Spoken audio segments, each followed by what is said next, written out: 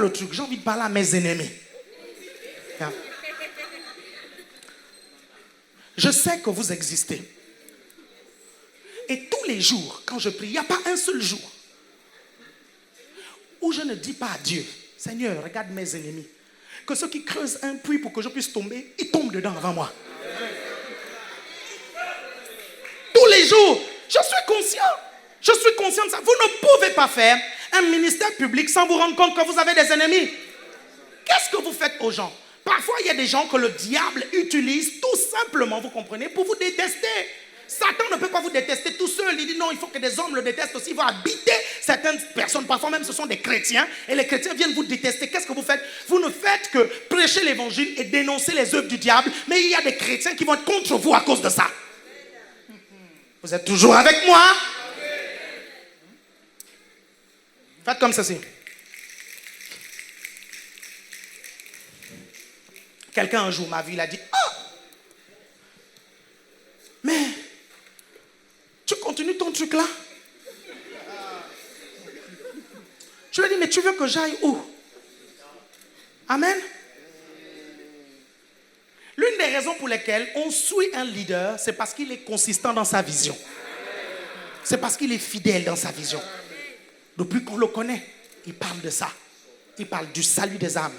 Il parle de la transformation des vies à tous les niveaux. La guérison, la prospérité, le prophétique, il est constant. Et je suis constant.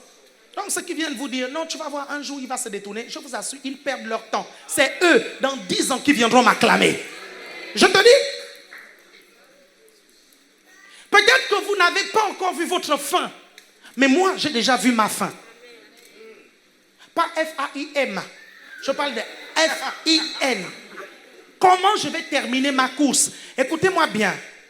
L'un des dangers, l'une des choses qui fait en sorte que les gens ne terminent pas bien, c'est parce qu'ils n'ont pas vu leur fin. Votre fin, vous devez la visualiser clairement. Si vous arrivez à la visualiser, vous allez pouvoir la poursuivre et ne pas vous détourner. Vous avez déjà vu un bateau qui se dirige et il n'y a pas un phare pour l'indiquer? Vous avez déjà vu un avion qui se dirige et il n'y a pas de tour de contrôle pour l'indiquer? Je connais ma fin. Quand vous avez identifié votre fin, vous connaissez les pièges qu'il y a sur le chemin. Et quand le piège se présente, tu l'avais déjà vu à l'avance. Je ne suis pas de ceux qui se retirent pour se perdre au nom de Jésus. Je ne suis pas de ceux qui rétrogradent au nom de Jésus. Je ne suis pas ces pasteurs qui commencent bien, qui finissent mal au nom de Jésus. Je refuse d'être ce pasteur qui finit dans la religion au nom de Jésus. Je refuse d'être ces pasteurs-là qui commencent dans l'esprit, qui finissent dans la chair au nom de Jésus. Je refuse d'être ces pasteurs qui commencent par un mouvement de réveil et qui finissent par une dénomination non réveillée. Je sais comment je vais finir au nom de Jésus. Je vais finir rempli du Saint-Esprit. Je vais finir puissant. Je vais finir très riche. Je vais finir avec des milliers d'églises. Je vais finir avec des millions d'âmes gagnées. Je vais finir avec des livres que les gens vont écrire à mon sujet. Je vais finir rassasié de jours. C'est arrivé à 80, je veux encore, il va monter à 90. C'est arrivé à 90, je ne suis pas satisfait, je dis monte à 100. Si à 100, je ne suis pas satisfait, je dis rajoute encore, il va rajouter. Tant pis pour les jaloux. Donc, ceux qui restent là, à attendre votre chute, ils ne vous verront que monter au nom de Jésus. Ils ne vous verront que prospérer. Vous êtes toujours là? C'est important que vous compreniez ça. Si votre leader n'est pas ferme dans ce qu'il fait, vous savez, demandez au pasteur Isaac. On s'est connus, ça fait des années de cela. Après avoir connu ma femme, la première brebis de l'ACR que je rencontre, c'est le pasteur Isaac.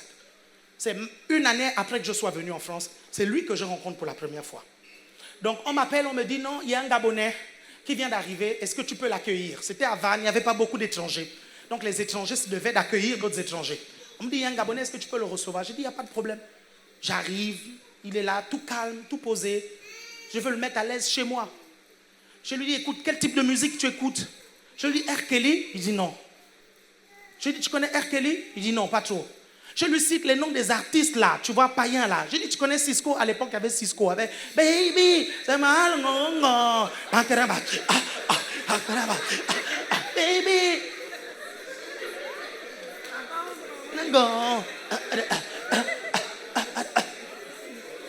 Hein?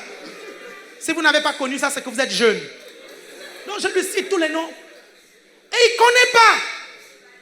Je dis, mais c'est qui ce gars? Je lui dis, tu connais au moins Michael Jackson? Il dit, oui, je connais. Tu connais quand même au moins Pilé? Il dit, oui, je connais Pilé. En fait, c'est Birid. Mais nous, au Gabon, on disait Pilé. Nous, on disait Pilé, Pilé, Pilé, Pilé.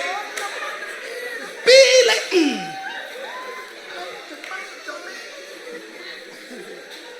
Vous n'imaginez pas le nombre, de chansons qu'on déformait. Hein?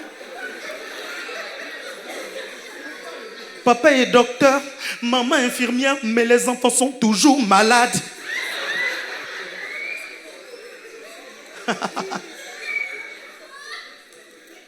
Ou bien la lambada. Qu'est-ce qui s'est passé hier soir quand nous étions dans le bar? Rien ne s'est passé. C'est papa qui m'a giflé parce que j'ai dansé avec toi. Ah, c'est au Gabon. Connaissez pas les paroles, on a tout déformé.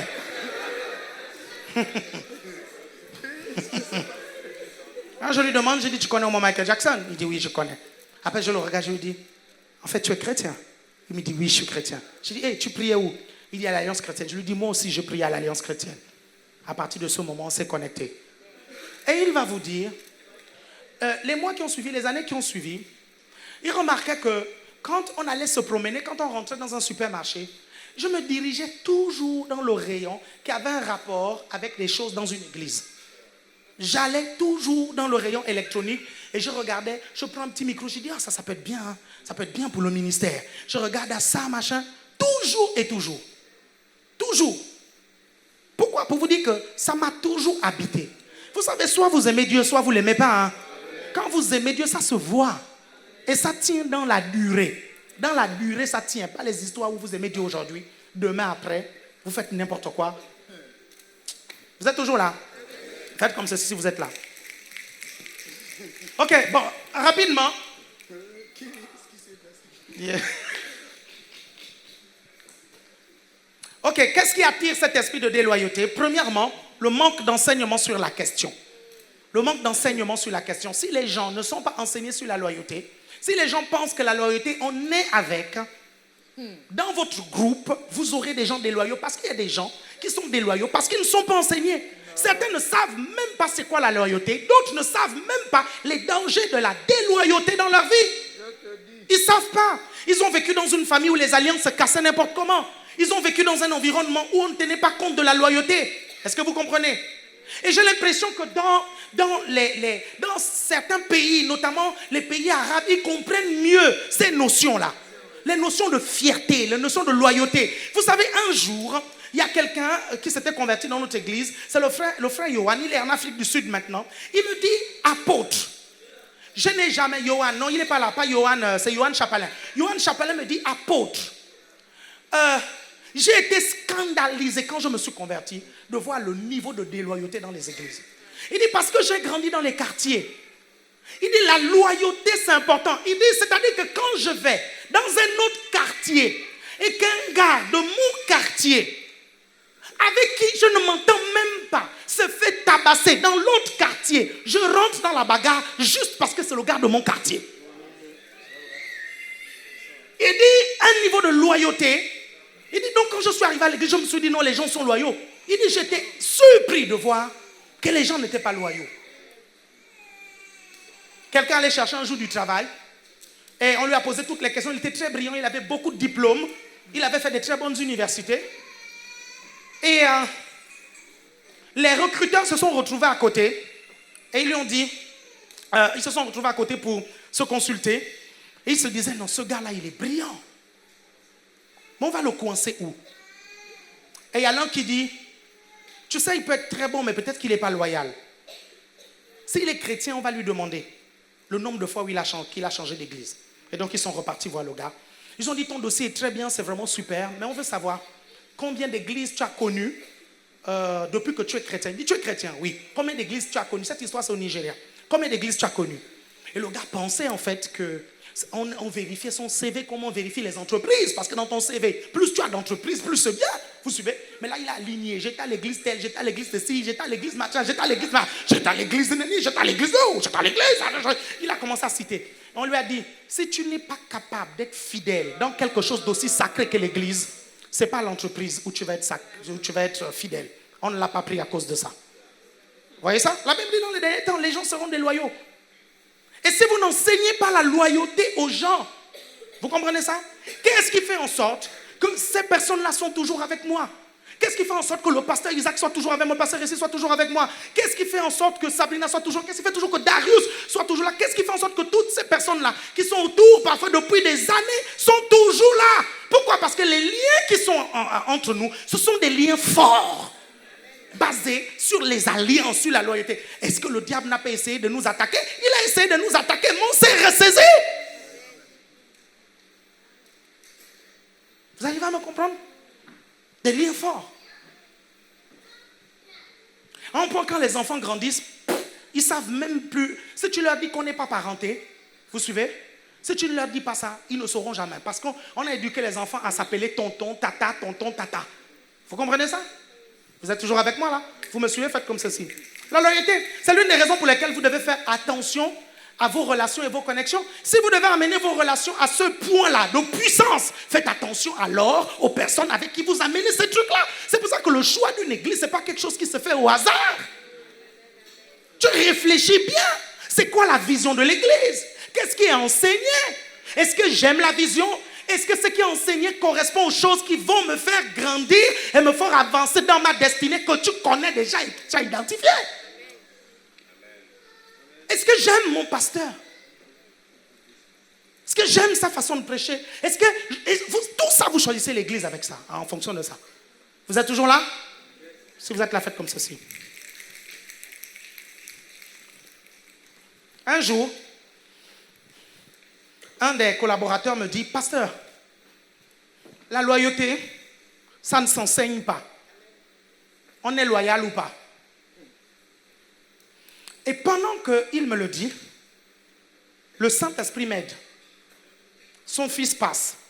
Et quand son fils passe, je prends un chewing-gum. Je le détache. Un chewing-gum, on s'en fout. Je prends un bonbon. Alors, embêter les gens. Chewing-gum. Je suis gabonais. Et puis quoi encore? Hein? Avec mon accent. Hein? Chewing-gum. Hein? Et même qu'on dit 8. Hein? Ok? Je prends un truc appelé quelque chose. J'enlève et je donne à son enfant. Son enfant prend et il part. Et il rattrape son enfant. Il dit, hey, on dit comment? Et l'enfant dit, on dit merci. Et l'enfant part. Je dis, tu vois, tu as appris à l'enfant à être reconnaissant. C'est la même chose qu'avec la loyauté. Si tu dis que la loyauté, ça ne s'apprend pas, alors la reconnaissance ne s'apprend pas. Vous comprenez ça? C'était suffisant pour lui donner une bonne leçon. Est-ce que vous comprenez ça? Donc, si on ne vous explique pas que vous devez être loyal, vous ne pouvez pas. Vous comprenez ça? Et regardez, qu'est-ce qui peut faire en sorte que les gens deviennent déloyaux? Premièrement, donc le manque d'enseignement. Deuxièmement, les blessures et les offenses. C'est pour ça que le Seigneur veut que vous puissiez guérir des blessures facilement, parce que les blessures et les offenses peuvent vous amener à prendre des décisions erronées. Combien de gens ont par exemple divorcé parce que leur conjoint les a blessés? Le pasteur Elvis dit souvent, si vous voyez un couple qui a duré longtemps, c'est un couple où il y a eu beaucoup de « je te demande pardon ». Vous regardez le couple qui dure, vous dites « ah, c'est un beau couple, là, il est magnifique ». Vous ne savez pas ce que le couple a vécu. Vous ne savez pas. Parfois, ce qui fait leur force aujourd'hui a été leur pierre d'achoppement hier. Comprenez ça? C'est la même chose à l'église. Vous ne pouvez pas être offensable à soi. On te dit bonjour, tu es offensé. On ne te dit pas bonjour, tu es offensé. On te regarde, tu es offensé. On ne te regarde pas, tu es offensé. On te programme chanter, tu es offensé. On ne te programme pas, tu es offensé. Tu viens dire, au final, on fait quoi? On fait quoi? Dites-moi. Tu viens me voir, tu me dis, je ne veux aucune responsabilité, je ne t'en donne pas, tu es offensé. Je ne comprends pas. Je me suis rendu compte que parfois les gens veulent une chose et leur contraire. C'est l'une des raisons pour lesquelles les leaders doivent être fermes. Parce que la fermeté va faire de vous un référentiel. Vous comprenez? Si un leader est le genre qui bouge tout le temps, qui est vacillant, qui est versatile, il n'est pas fiable. Vous êtes toujours avec moi?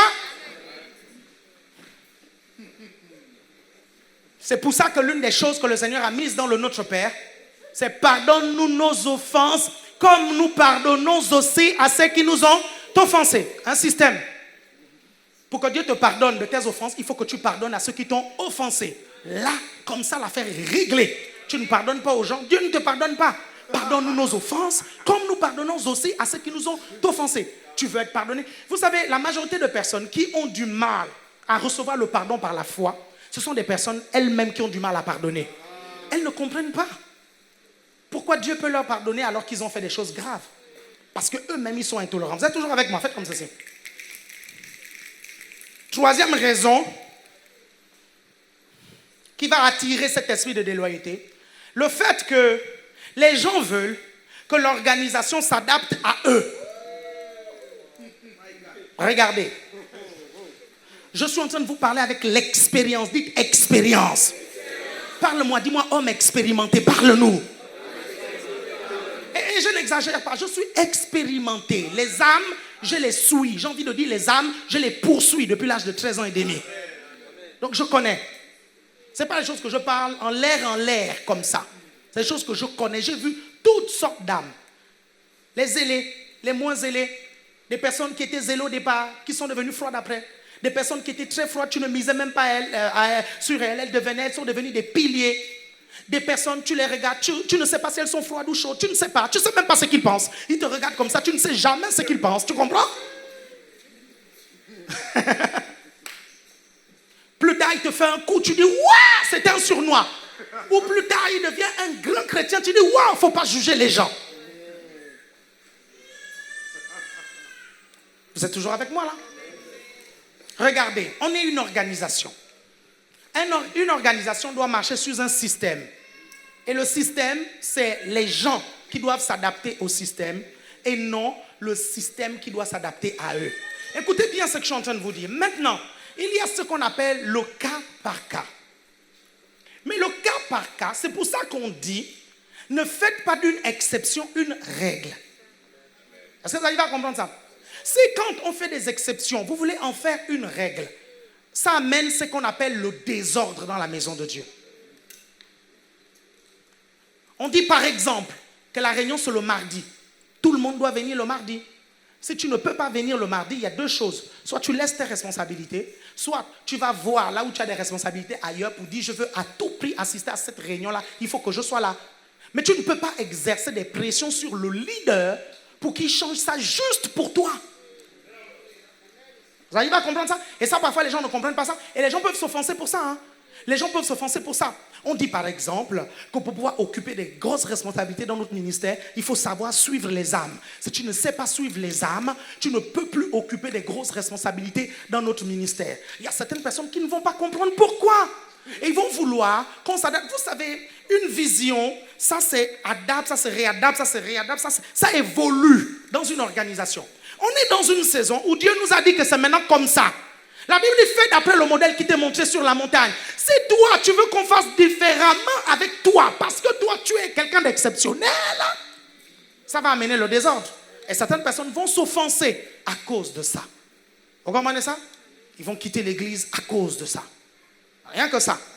Alors que quand la colonne de nuée se déplaçait la nuit, le jour, et la colonne de feu se déplaçait la nuit, le peuple d'Israël suivait. Peu importe si tu avais creusé ta tente et que ça t'avait pris une semaine pour réussir à bâtir cette tente-là, que tu aies fini de construire la tente ou pas, dès que la colonne se déplaçait, tout le monde devait se déplacer.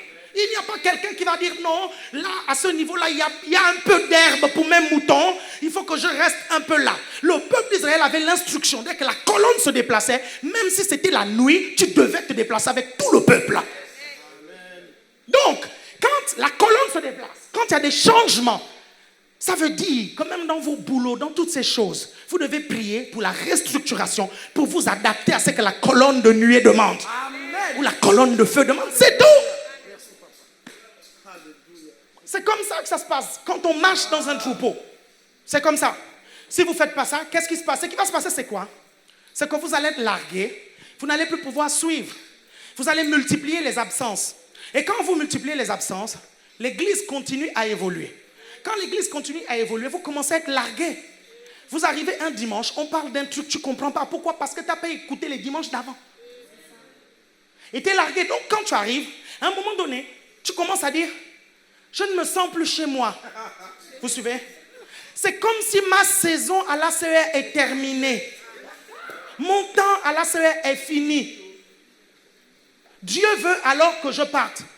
Et nous conditionnons la saison de Dieu dans notre vie parce que nous avons orchestré nous-mêmes négativement. Vous êtes toujours avec moi? Vous êtes toujours avec moi? Troisièmement, quatrième raison. 1, 2, 3, 4. Les absences aux activités de l'église. Si vous n'êtes pas impliqué dans une église, vous n'allez pas comprendre comment l'église fonctionne parce qu'il y a des choses qu'on ne dit qu'aux personnes qui sont impliquées. On ne dit pas tout le dimanche, c'est pas possible. On ne peut pas tout dire le dimanche. C'est même la folie pour un leader de tout dire le dimanche. Même Jésus, il avait des choses qu'il disait à la foule, il avait des choses qu'il disait aux 70, il avait des choses qu'il disait aux 12, et il avait des choses qu'il disait aux 3, et il avait des choses qu'il ne disait qu'à Dieu. Vous êtes toujours là? Donc, vous êtes à l'église, vous dites que l'ACER c'est votre église, mais vous n'êtes pas impliqué dans les activités. Vous allez vous déconnecter, ne vous inquiétez pas. Quelle que soit votre persévérance, ça peut même prendre 10 ans, hein? Mais ça finit toujours par arriver. Toujours et toujours. Et après on se dit, non, si l'ACER c'était vraiment mon église, ça veut dire que je n'allais pas la quitter. Il y aura des grosses surprises au ciel. Il y aura des grosses surprises. Vous êtes toujours avec moi là? Dernière raison, les mauvaises connexions. Les mauvaises connexions peuvent amener la déloyauté. Par exemple, si tu es constamment avec des personnes qui critiquent ton pasteur et ton église, ne t'inquiète pas, c'est une question de temps. Les paroles, c'est des semences.